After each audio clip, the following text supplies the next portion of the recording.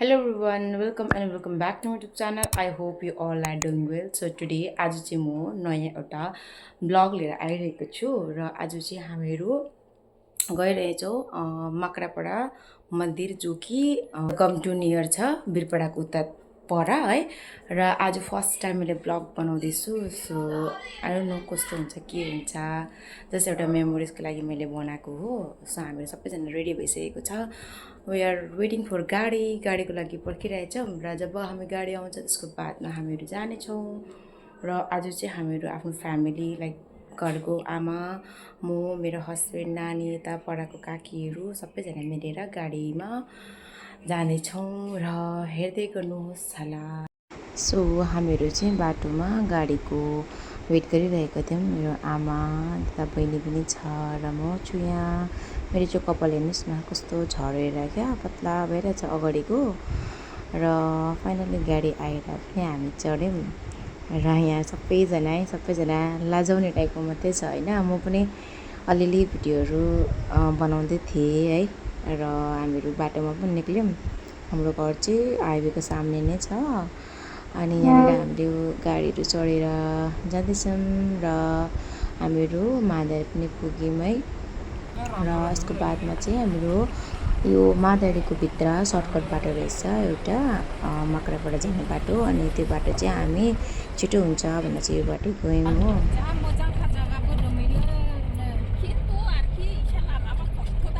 र हामीहरू एउटा खोलामा थियो है। यो खोला चाहिँ एकदमै सुक्खा थियो, एउटा पानी थिएन। र त्यसको बादमा खोला पनि पार भयो हामीहरू। त्यसको बादमा यहाँनिर एउटा टी गार्डन रहेछ, थाहा भएन कुन चाहिँ टी गार्डन हो। र यहाँनिर वर्करहरू है, काम गर्ने मान्छेहरू पनि रेस्ट गरिरहेको थियो, साइडमा बसिरहेको थियो गरम भएको कारणले गर्दा। र आज कति धेरै दिन बाद मैले है टी गार्डन देख्यो, किनभने हाम्रो यतातिर छैन। र कति दिनको बादमा देखेर चाहिँ मलाई भिडियो पुरा बनाउनु मन लाग्यो। मैले धेरै लामो भिडियो बनाएको थियो यो टी गार्डनको, बट मैले सबै क्लिप चाहिँ हालिनँ। त्यसको बादमा चाहिँ हामीहरू यो गाउँमा आइपुग्यो र यो बगान रहेछ यो कि गाउँ हो मलाई पनि थाहा भएन। यहाँनिर बजार लाग्दै रहेछ, बट आज लागेको थिएन। र हामी चाहिँ सन्डेको दिन गएको थियौँ उता मन्दिर। र यो बाटो चाहिँ एकदमै सानो थियो तर एकदम चिटिक्क परेको थियो। गाउँ पनि एकदमै पिसफुल थियो, शान्ति थियो है। र फाइनली हामीहरू चाहिँ यो गाउँ खत्तम भएर चाहिँ मेन रोडमा निक्ल्यौँ।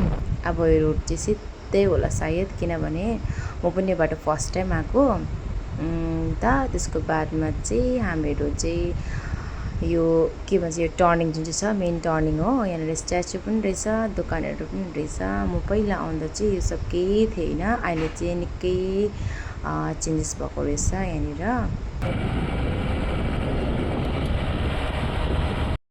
र फाइनली हामी पुग्ने आँट्यौँ हो मन्दिर। यहाँनिर ठुल्ठुलो बिल्डिङहरू पनि बनाउँदै रहेछ, घरहरू जो कि रिसेन्टली बनिएको होला। अनि यसको बादमा हामीले माथि पहाडहरू पनि देख्न थाल्यौँ। त्यो चाहिँ सबै भुटान हो। अनि यो मन्दिर चाहिँ एक्चुअली इन्डियामै छ, अनि एकदम बर्डरमै छ भनौँ न, भुटान अनि इन्डियाको बर्डरमै छ मन्दिर। अनि माथि देख्नुहुँदैछ ल त्यो सेतो त्यो चाहिँ बााउन्ड्री गरेको हो भुटानले। एक्चुअली पहिला यो सब थिएन, आफ्टर कोरोना चाहिँ यो सब भएको हो। किनभने मेरो घर पनि जयगाउँ हो, अनि हामी चाहिँ जयगाउँ इन्डिया अनि भुटानकै बर्डरमा बस्छ। त्यस कारणले गर्दा चाहिँ सबैतिर बर्डर लगाएको छ है। जसलाई थाहा छैन उसको लागि चाहिँ मैले भनिदिएको, कतिलाई थाहा छ। र फाइनली हामीले मन्दिर पनि देख्यौँ। र हामीहरू उता साइडमा गाडी यता पार्किङ रहेछ है। र हामीले गाडी यहाँ राख्यौँ र राखेर एकछिन रेस्ट गऱ्यौँ। त्यसको बादमा चाहिँ हामीहरू फटाफट आइहाल्यौँ, किनभने मन्दिर पुरा भिड थियो है। हामी लाइनमा पनि बस्यौँ। अनि यता माथि छ भुटान, यो चाहिँ सबै बााउन्ड्री गरेको छ। यहाँनिर पुरा लाइन एकदमै भिड थियो सन्डेको दिनमा पनि है। र हामी लाइनमा बसेको थियौँ।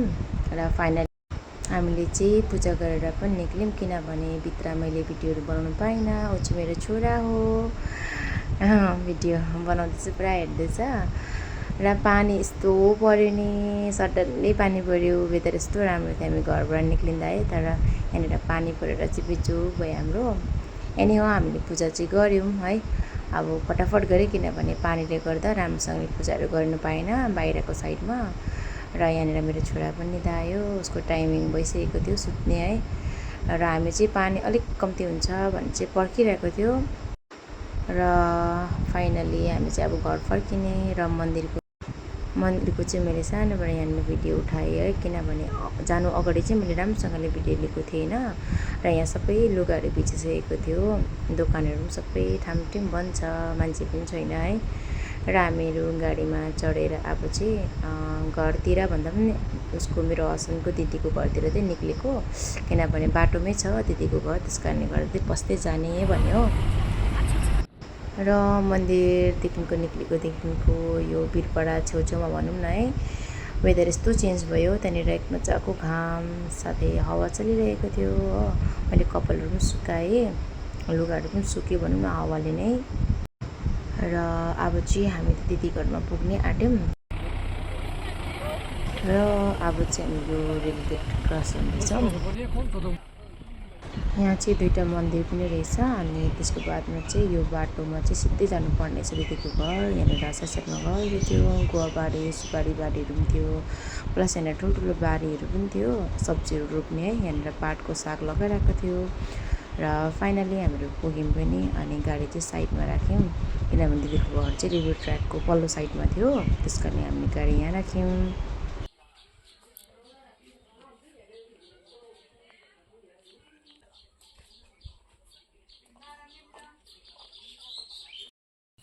हामी चाहिँ आइपुग्यो यहाँनिर रेलवे ट्र्याक यहीँ छेउमै छ, सामने घर, यहाँ छ घर। हामीहरू चाहिँ एकछिन यता निक्लेको हो।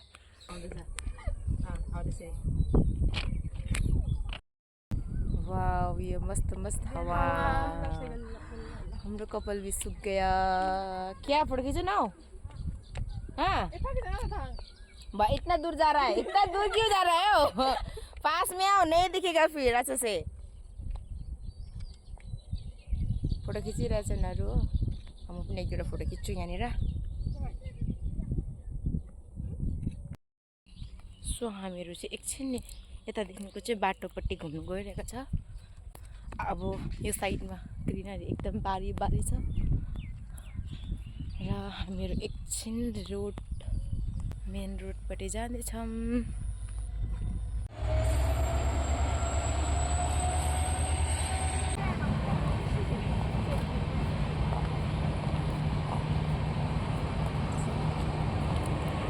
यहाँ छ मकैबारी, यस्तो मजाले भइरहेछ मकैबारी। हाम्रोतिर त हुँदैन मकै, हात्तीले खतम गरिदिन्छ।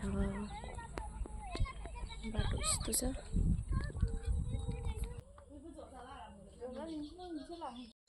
अनि यहाँनिर चाहिँ चराहरूले चाहिँ पुरा घरहरू बनाएको रहेछ है, कस्तो मजाले बनाएको रहेछ।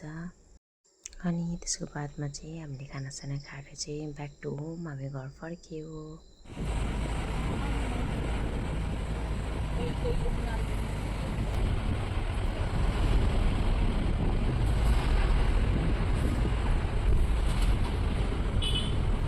अनि यहाँदेखिको चाहिँ माथि जयगाउँ गुवाहाटी के लेखेको छ।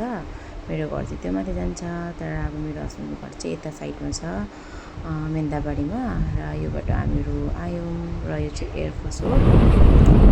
यो चाहिँ हाम्रो घर छेउको टावर हो, र यहीँबाट हामीले नेटवर्कहरू भेट्छ हो। यहाँदेखिको चाहिँ उता हेमिल्टन कालचिनी जान्छ हामीहरू। अनि यता चाहिँ हाम्रो गाउँ हो। यो चाहिँ हाम्रो खोला, घरको छेउमै छ खोला भनौँ न, 5 मिनट जस्तो लाग्छ। अनि यहाँदेखिको चाहिँ हाम्रो घर पस्छ, यो चाहिँ हाम्रो गल्ली भनौँ न, घर पस्ने गल्ली हो। र साइडमा टिकको रुखहरू मजाले लगाएको छ। यहाँ चाहिँ भएको होला, मलाई थाहा भएन हो। यताबाट पनि बाटो छ, यता पनि घरहरू छ। म अहिलेसम्म गएको छुइनँ, तर त्यता बिहा भएर 2 साल हुन आँटिसक्यो, तर म कहीँ घुमेको छुइनँ। यता यो साइडमा चाहिँ गएको म, यता सबै आदिवासीहरूको घरहरू छ, मेचीहरू पनि छ, मिक्स छ यता चाहिँ। र यो चाहिँ हाम्रो सानोबडे कल्भर्ट पुल हो। र यहाँदेखिको चाहिँ हाम्रो घर चाहिँ अब छेउमै छ भनौँ न, पुग्यौँ नै भनौँ न। अनि हामी फाइनली घर पुग्यौँ र हामीले सामानहरू सबै निकाल्यो। यहाँनिर चाहिँ मेरो हस्बेन्डले बोकिरहेको छ ब्यागहरू, सामानहरू के सामान लगेको थियो हामीले। र यो चाहिँ हाम्रो गुवाबारी हो। यहाँबाट चाहिँ हाम्रो घर जान्छ, गाडी पस्छ, तर उनीहरूले चाहिँ हामीलाई त्यहीँनिर उतारिदिनु भयो। र हामीहरू चाहिँ घर पुग्यौँ फाइनली है। हेर्नुहोस् मेरो हालत, यहाँनिर प्रसादहरू छ अनि दिदी घरबाट ल्याएको सामानहरू के थियो, सागहरू ल्याएको थियो उनीहरूको घरबाट हो। र thank you so much for watching my video. अगर तपाईँले हेर्नुभयो भने धन्यवाद। यो चाहिँ मेरो घर हो र मेरो हस्बेन्ड फर्स्टमा पुग्यो र काकाहरू जानुभयो।